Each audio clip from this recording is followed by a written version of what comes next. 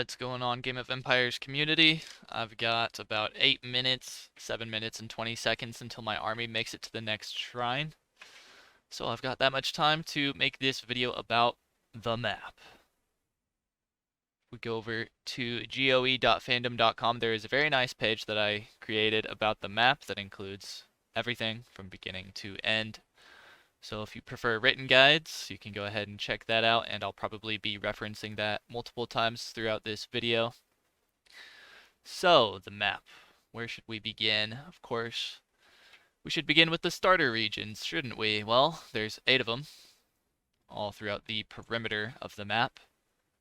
And the way that I like to think of them is broken down into 4 different land masses. You have the eastern, northern, western, and southern land masses that each start with 2 starting regions. This landmass has 2 starting regions. This one has 2. They all have 2. And each of the beginner zone land masses, I guess if you can think of them that way, each have their own tier 2 region also. And the way that I like to think of the map in Game of Empires is that it's like, in this game you basically start out on a KVK map. It pretty much looks exactly the same as the beginning Rise of Kingdoms KVK map, doesn't it? I don't know, it's been a long time since I've played Rise of Kingdoms KVK. It's been years. But I think it's pretty similar. Anyway, so in the starter regions, you'll have, I think in each starter region, there's 4 or 5 hero statues. You always want to have a frontier camp at each of your starter regions' hero statues, and you always want to make sure that you're keeping your hero statues on cooldown. So challenge them whenever you can, and so that way you can get as many rewards from your hero statues as possible. Also, there's level 1 and level 2 shrines in the beginner zones. Level 1, there's all different kinds of shrines. Some of them give you attack buffs, defense buffs, hero experience buffs, resource collection buffs, and all that kind of stuff. Of course, your alliance's main goal in the starter region is going to be to control the level 2 shrines, because those are the most lucrative and most important objectives in the starter regions. The ports don't really do anything if all they allow you to do really is to send your troops to them to cross the body of water more effectively than going around the body of water. Controlling them with your alliance territory doesn't do anything, so don't worry about that. And of course you can select the resource map filter to see the most lucrative territory for your alliance, which is always around the shrines. The goal of your alliance in the starter region should be to control all of the highest level trading villages around each shrine, so your alliance would want to control this plot of land, this one, and all of the other adjacent plots of land all around this shrine. Because the higher level shrine that you collect resources in, the more resource collection speed and resource load bonus that you get from gathering within that territory. So the objective of your alliance should be to control as much high level territory as possible, and the high level territory is always around the shrines, so keep that in mind. And then eventually you'll clear the fog in your starting region, which will look like this.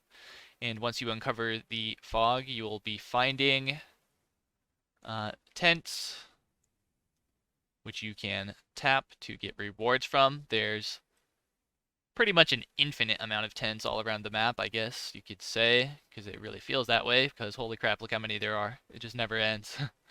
There's also vision runes, I think they're called. Oops, didn't go right on it. Oh yeah, it did. Yeah, vision runes. Yep, they're called vision runes. You'll be able to click these and they'll uncover a large area of fog around them. So be sure to tap those once you find them. It'll speed up your rate of clearing the fog quite substantially. Okay, so you'll be in the starter region doing all of that, getting your hero statues, getting the best land you can with your alliance, uncovering the fog, and finding the tents and vision runes. And then eventually the tier 2 region will open up, and unlike Rise of Kingdoms, there is no, what do they call them, gates?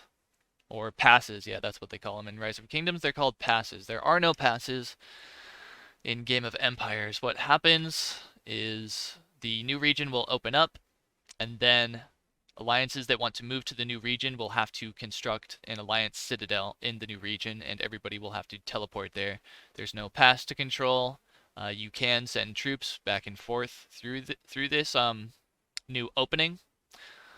But there's just no pass here to control, and there's no objective here to fight over like there is in Rise of Kingdoms. People would be fighting over the pass maybe, but once the new region opens, anybody in the starter region can just place down a citadel anywhere where they have vision. So as soon as the new area opens, you'll be able to send your scout, explore the fog. Once you uncover some fog and find a good place to put down your citadel, you'll plop it down, and then everybody can teleport in. And in the Tier 2 region, it's basically the same as the Tier 1 region. The only differences are that there are higher level shrines that go up to level 3 that have much more lucrative trade posts around them or villages that you can take control of. And there are higher difficulty hero statues.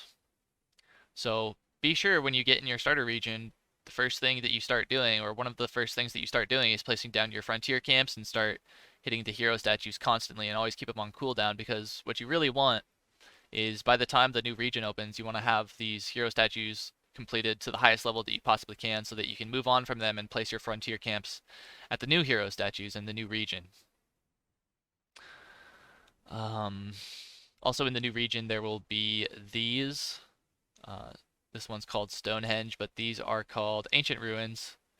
If you've played Rise of Kingdoms, then you're familiar with them. They'll stay locked most of the time, and then there will be short periods of time where they become unlocked for, I believe, 30 minutes at a time, and there will be a area around each shrine once it's unlocked that alliances will be able to fight each other in. PvP will be activated in the region around the Stonehenge, and whichever alliance has the most units around the Ancient Ruins takes control of it and gets bonus, I think, alliance points for controlling the Ancient Ruins.